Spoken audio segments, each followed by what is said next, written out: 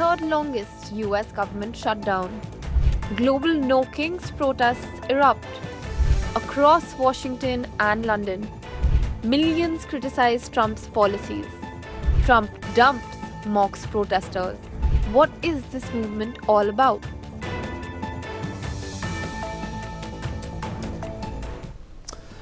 Hello and welcome. You're watching Xplained on NewsX with me, Vineet Malhotra. Today we are here to talk about the No Kings protest. On October 18, 2025, tens of thousands of Americans converged in cities and towns across all 50 states under the banner No Kings, a mass protest movement that mobilized in response to the deepening political stalemate and institutional strain caused by the US federal government shutdown. The shutdown, which began on the 1st of October because Congress failed to pass the necessary appropriations to keep many federal agencies funded, served as both a practical disruption and a symbolic spectacle of governance in crisis. Many protesters view the shutdown as part of a broader pattern of executive overreach and erosion of democratic norms, voicing alarm at what they perceive as a drift towards authoritarian practices in the second term of President Donald Trump. The protest does mark a convergence of immediate economic distress, including federal staff furloughs, disrupted services, and longer-term political anxiety about power, rights, and accountability in the US democracy.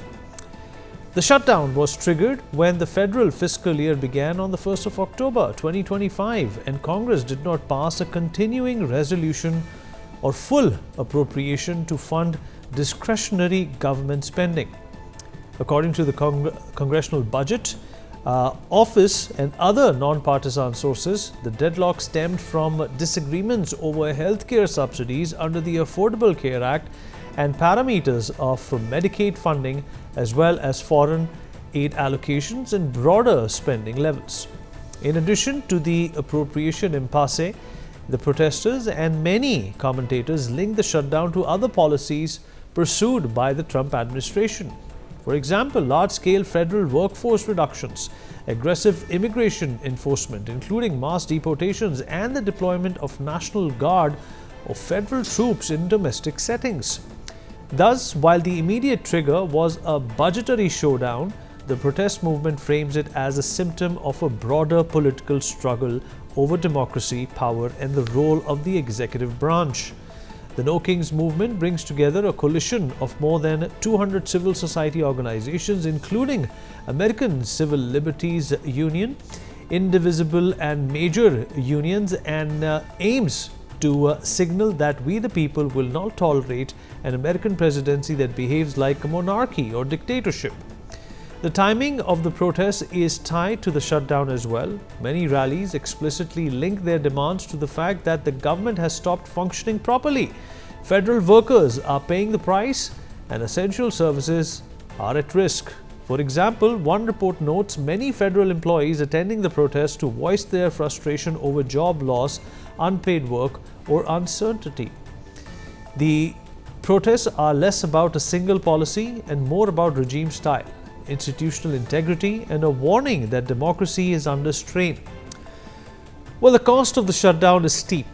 The CBO estimates that roughly 750,000 federal employees could be furloughed daily in this shutdown scenario, and that their compensation alone translates into about $400 million per day in lost pay compensation.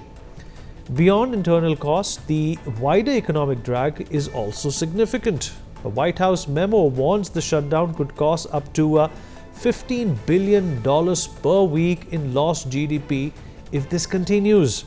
Many federal employees either have been furloughed, which at its core means no work plus no pay, or are working without pay, creating financial strain on individuals, communities, and local economies. Essential services continue, for example, Social Security, Medicare, military pay, but many discretionary programs are suspended or disrupted.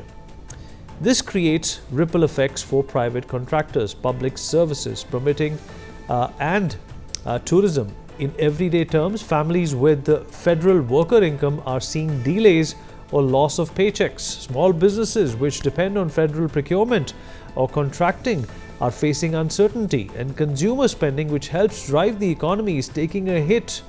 The shutdown provides a visible and immediate locus for broader discontent. It crystallizes how governance is failing both in process, which includes budget impasse, in substance, like program disruptions and political brinkmanship.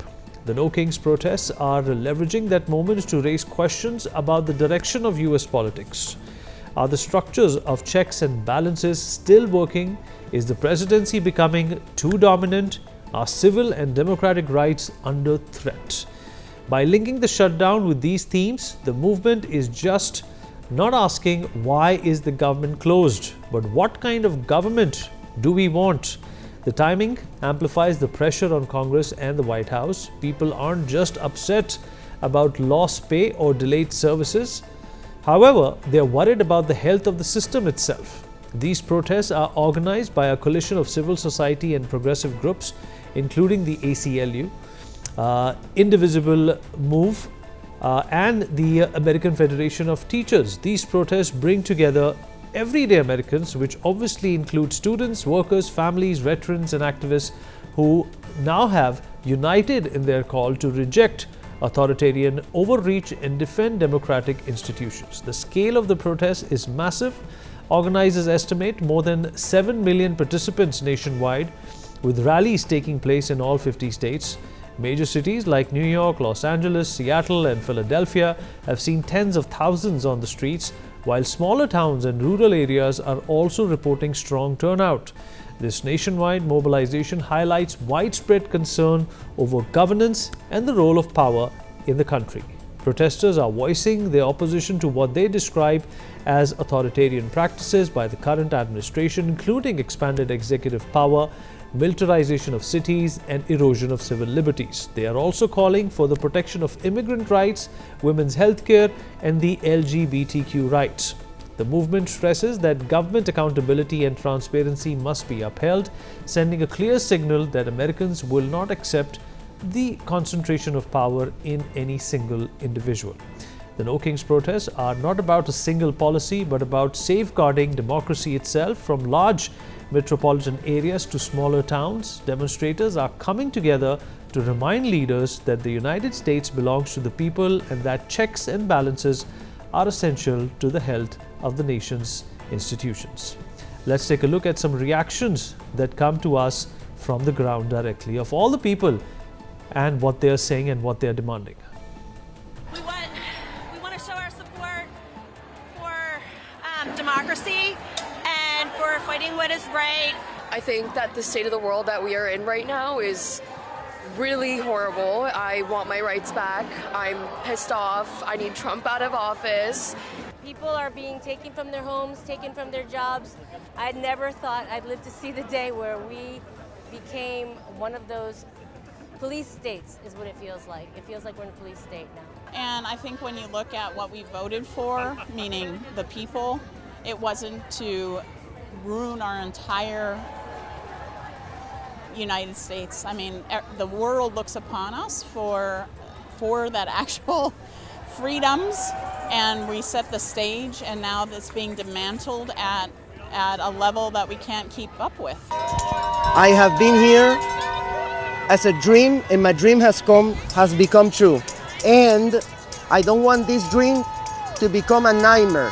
And what we're seeing right now, we are losing it because of egomaniac person called Trump.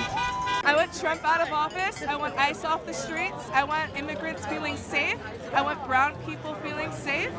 And I want Palestine free and the Congo. The truth is that Donald Trump is the most corrupt president in the history of the United States of America. This moment is not just about one man's greed, one man's corruption, or one man's contempt for the Constitution.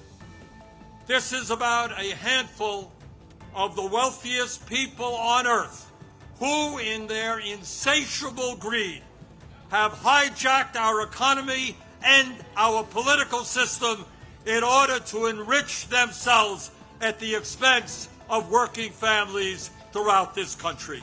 We have fought too long and we fought too hard, And we're a democracy, and we will definitely not tolerate a king. And I am terrified of what's going on next door.